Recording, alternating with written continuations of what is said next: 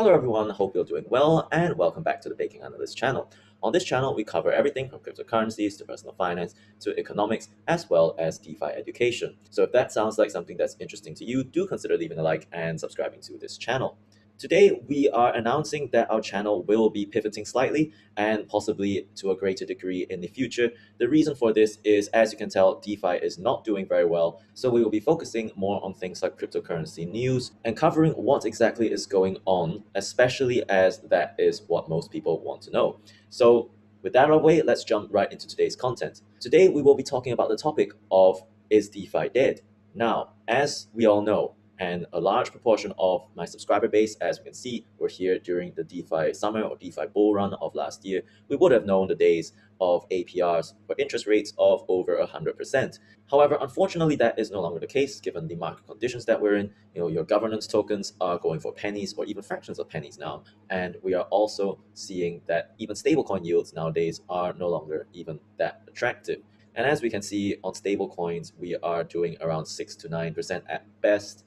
So there might be some areas where you can possibly get more, like Seabridge, but then there is, of course, that risk, and I'll talk a bit about the risk of staking your coins on the bridge in a separate video. So today we'll be talking about the question, is DeFi dead? And we'll be discussing this against the backdrop of what is happening in CeFi and talking about the latest crypto news.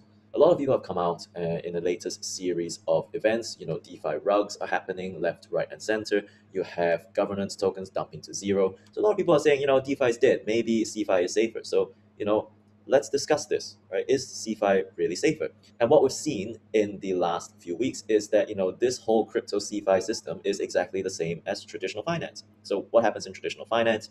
Or rather lending platforms in traditional finance? Well, they are simply your banks. You deposit your money, the bank gives you a small rate of interest, and then it makes use of that money and lends it out either through credit cards, through mortgages, or to other banks. And now this thing to other banks is something we'll be discussing shortly when we talk about Crypto Contagion.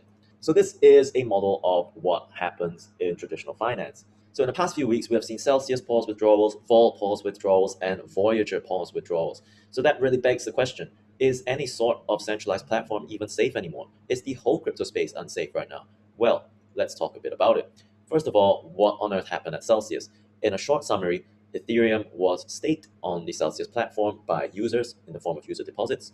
Celsius then went on to stake the Ethereum in the ETH2 beacon chain, which, as we all know, ETH2 is yet to launch, and we don't have a date in sight for that just yet. And they received this thing called staked Ether in return.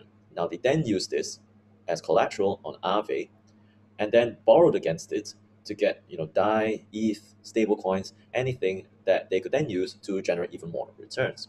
The problem with this is that when staked ETH started depegging from the value of one Ethereum, that collateral started dropping in value relative to that of the loan, meaning that Celsius was at risk of getting liquidated on Aave. While Celsius had many options, if they were to unwind their positions, take out their staked ETH, and sell them on the open market in order to be able to obtain the Ethereum to repay back the depositors, then first of all, at a discount, they would not be able to return 100% of customer funds. And secondly, if they were to place such a large sell order, we all know this thing called slippage.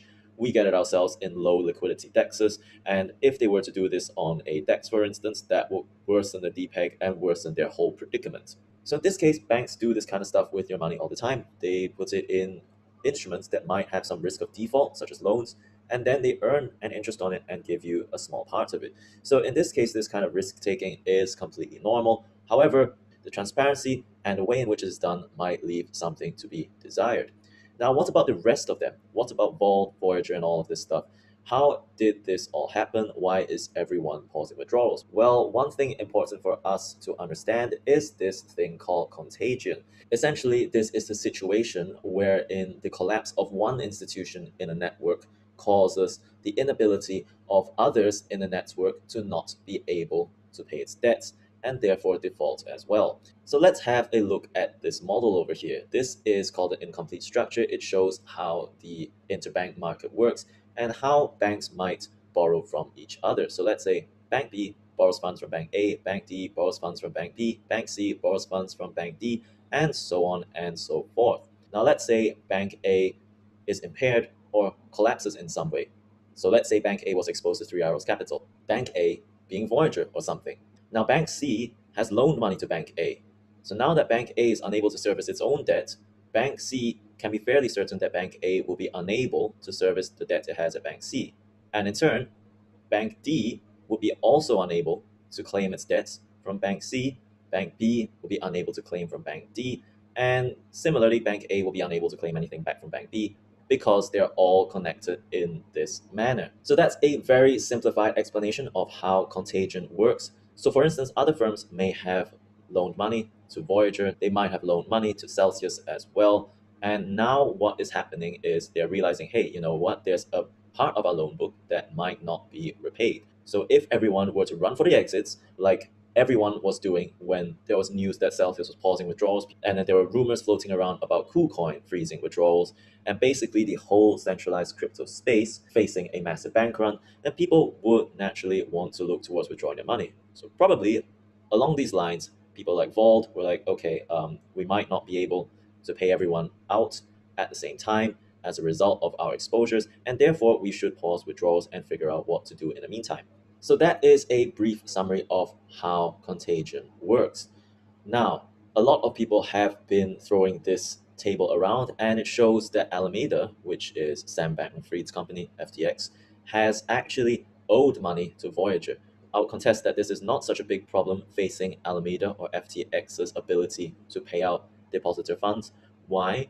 Because at the same time that Alameda owes Voyager money, if we read through the entire document, we'll also figure out that Voyager has actually also taken out a loan from Alameda Ventures. So actually, Alameda has provided Voyager with a revolving credit facility. Essentially, it's just a credit facility that they can draw down on at any time and repay it for about $500 million worth. So what does this mean? This means that in theory, if Voyager were to draw down on this credit facility in full, then Alameda is a net lender to Voyager. They might not be as on the hook to bail out Voyager as this table might suggest and as people were speculating. However, of course, being a net lender, this does expose Alameda to losses as a result of potential failure of Voyager. So what Alameda is doing is actually, in my opinion, a smart thing. Let's look at the disconnected structure over here, and we find that, you know, if Bank A borrows from Bank C and Bank C also borrows from Bank A, we know that while Bank A might be impaired and be unable to pay its debts back at Bank C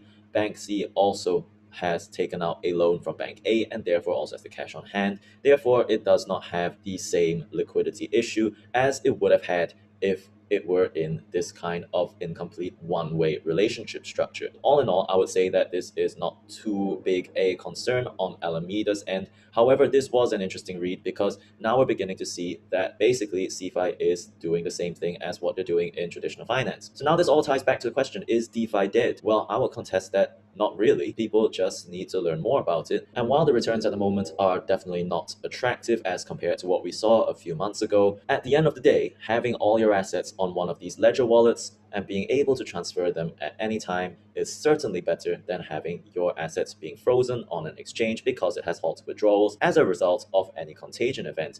Now, we do not know, of course, what all the big centralized exchanges are specifically exposed to, particularly because we only tend to know about their exposures once they have made a filing that they are in serious trouble. With that being said, the old saying of not your keys, not your crypto still very much stands.